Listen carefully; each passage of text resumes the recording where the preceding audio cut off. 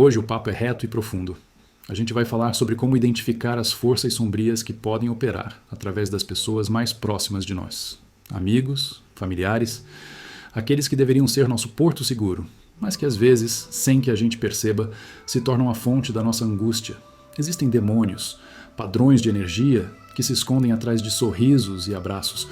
E a primeira coisa que você precisa entender é: você não vai vê-los com os olhos, você vai senti-los. A sua intuição, aquele arrepio, aquela sensação no estômago depois de uma conversa, esse é o seu radar. E hoje a gente vai aprender a calibrar esse radar. Então, como você identifica esses demônios? Esqueça os sinais óbvios, as brigas, as discussões. O verdadeiro demônio não faz barulho. Ele opera no silêncio, nas entrelinhas. A ferramenta mais poderosa que você tem para identificá-lo não são os seus olhos ou os seus ouvidos. É o seu corpo, é a sua energia.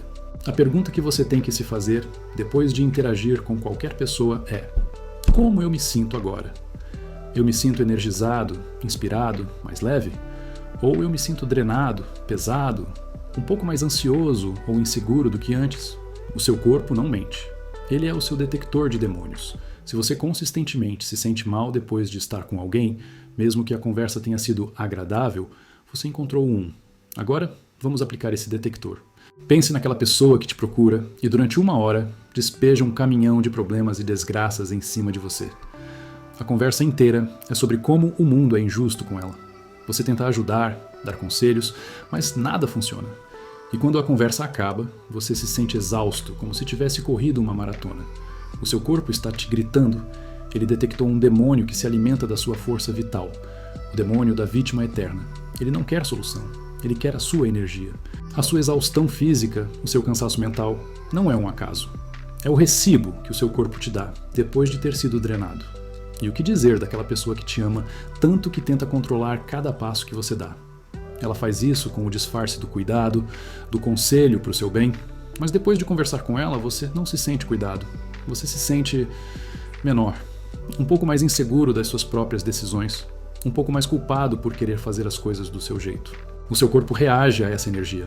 Ele se encolhe. Essa sensação de encolhimento, de dúvida sobre si mesmo, é o seu detector apitando. Ele identificou o demônio do controle sutil, que usa o amor como uma jaula para manter a sua alma pequena e sob o comando dele. Agora pense no oposto, não na pessoa que te sufoca, mas na que te abandona no meio do caos que ela mesma cria. É aquele amigo ou parente que tem o dom de criar pequenos incêndios na sua vida através de esquecimentos e descuidos. Ele some na hora da responsabilidade e reaparece com um pedido de desculpas charmoso. E como você se sente? Frustrado, estressado, com os nervos à flor da pele. Essa sensação de estar sempre pisando em ovos, sempre esperando a próxima pequena sabotagem. É o seu corpo reagindo? Ele detectou o demônio do caos passivo-agressivo.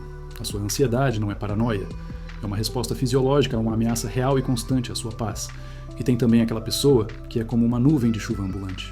Não importa o quão ensolarado esteja o seu dia, ela consegue encontrar uma forma de trazer uma tempestade. Você chega animado com uma ideia e sai da conversa convencido de que ela é um lixo. Você compartilha um sonho e sai sentindo que ele é impossível. Depois de estar com ela, o mundo parece um lugar um pouco mais cinza, mais perigoso. Essa perda de cor, essa sensação de desânimo que se instala em você é o seu detector em alerta máximo. Ele identificou o demônio da negatividade crônica. Ele não precisa te atacar. Ele só precisa compartilhar o mesmo ar que você para começar a enferrujar a sua alma. Ok, o seu corpo apitou. Você sentiu o dreno, a dúvida, a frustração. E agora? A sua primeira inclinação, a inclinação humana, é tentar consertar a outra pessoa. É apontar o dedo, discutir, tentar mostrar a ela o padrão destrutivo. E é aí que você cai na armadilha. Você não pode lutar a batalha de outra pessoa. Tentar exorcizar o demônio de alguém só o alimenta com a sua atenção e a sua energia. A verdadeira solução não é uma guerra contra o outro. É uma mudança de estratégia silenciosa da sua parte. Você precisa parar de reagir e começar a se proteger. E como você se protege na prática? Você cria fronteiras invisíveis. Você não precisa de muros de tijolos. Você precisa de limites de energia. Com a pessoa que te drena contando os problemas dela, em vez de dar conselhos, você começa a perguntar: entendo. E o que você pensa em fazer sobre isso? Você devolve a responsabilidade. Com a pessoa que te faz duvidar das suas conquistas, você para de compartilhar suas vitórias mais íntimas. Dê a ela apenas as informações superficiais. Você não precisa de uma plateia para a sua felicidade. Você se torna um guardião muito mais seletivo do seu santuário interior. A mudança não é barulhenta. É uma alteração sutil nas regras do jogo que só você conhece.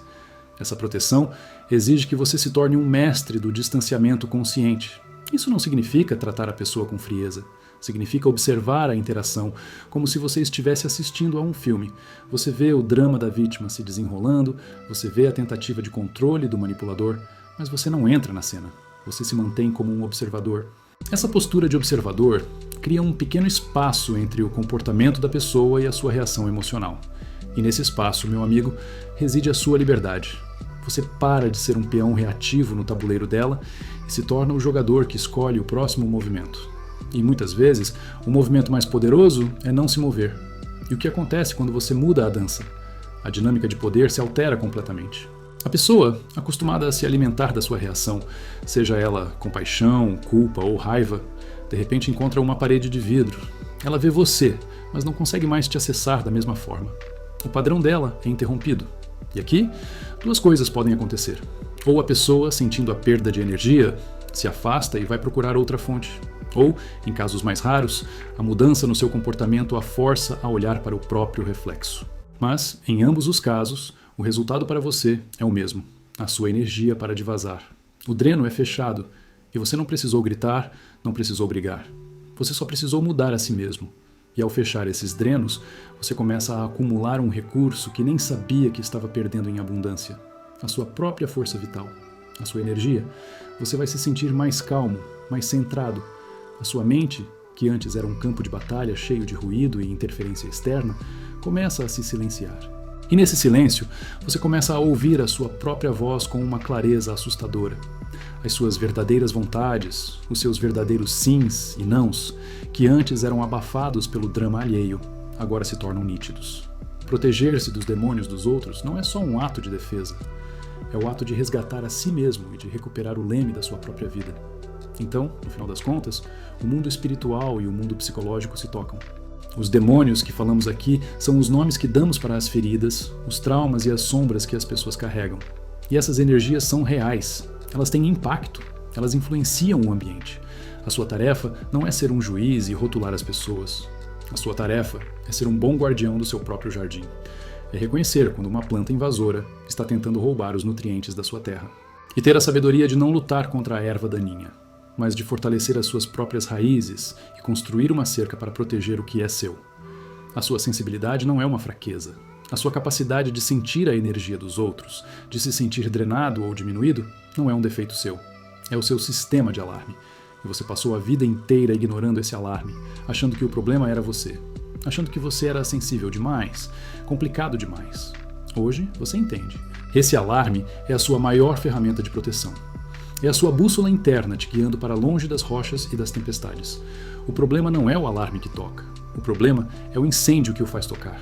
E a sua única responsabilidade é sair do prédio em chamas, não tentar entender a motivação do incendiário. Então a conversa termina aqui. E a sua vigília começa agora. O desafio de hoje não é confrontar ninguém. É um exercício de escuta silenciosa. Na sua próxima interação com um amigo, com um familiar, depois que a conversa acabar, pare por um segundo. Feche os olhos. E apenas sinta, não pense, sinta. Como está o seu corpo? Mais leve ou mais pesado? Mais calmo ou mais agitado? Não julgue a resposta, apenas reconheça. Esse é o primeiro passo. É você, pela primeira vez, honrando o seu sistema de alarme. É você aprendendo a língua secreta da sua própria alma. E essa língua, meu amigo, nunca mente. Agora vai, e escuta.